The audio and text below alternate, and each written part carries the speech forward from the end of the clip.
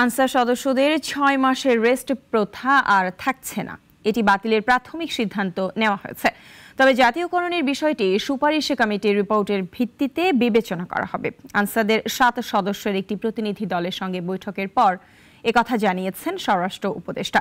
এমন খবরে আন্দোলন স্থগিত করে কর্মস্থলে ফেরার ঘোষণা দিয়েছেন আনসার সদস্যরা। সাইফুল শাহিনের রিপোর্ট।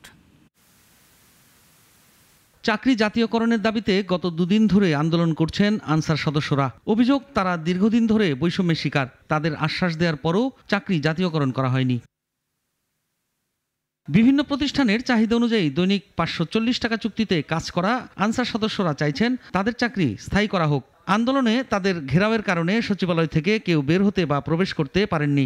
আমরা চাই যে আমাদের চাকরিটা জাতীয়করণ করুক। ১৯৭৬ সালে ব্যাটালিয়ন বাহিনী প্রতিষ্ঠিত হয়েছে, কিন্তু তাদের চাকরি জাতীয়করণ করা হয়েছে, আমাদের চাকরি জাতীয়করণ করা হয় না। প্রজ্ঞাপন জারি যে পর্যন্ত না হবে আমরণ কর্মসূচি আমরা এখানে পালন করে যাব, এর আগে আমরা উঠবো না। বিকাল ৩টার দিকে স্বরাষ্ট্র মন্ত্রণালয়ের কয়েকজন কর্মকর্তা তাদের সাথে কথা বলে ৭ সদস্যের একটি প্রতিনিধি দল নিয়ে স্বরাষ্ট্র উপদেষ্টার দপ্তরে যান। স্বরাষ্ট্র উপদেষ্টা জাহাঙ্গীর আলম চৌধুরী অঙ্গীভূত আনসার সদস্যদের দাবি মেনে নেওয়ার ঘোষণা দিলে কর্মসূচি স্থগিত ঘোষণা করে তারা।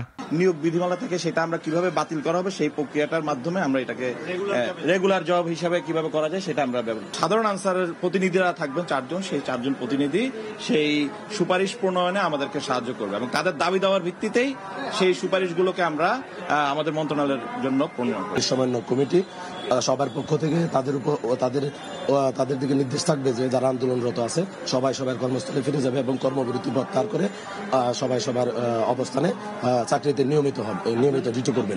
আওয়ামী লীগ সরকারের পতনের পর সচিবালয়ের কর্মকর্তা কর্মচারী সহ বিভিন্ন খাতের বঞ্চিতরা সচিবালয়ের সামনে বিক্ষোভ করে আসছেন। এই জন্য বিভিন্ন সময়ে সচিবালয়ের কর্মকর্তা কর্মচারীদের অবরুদ্ধ থাকতে হয়েছে।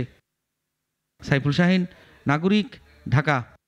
২৫০টিরও বেশি ডিজাইন অপশন নিয়ে ওয়ালটন স্মার্ট ফ্রিজ, বোঝে আপনার প্রয়োজন।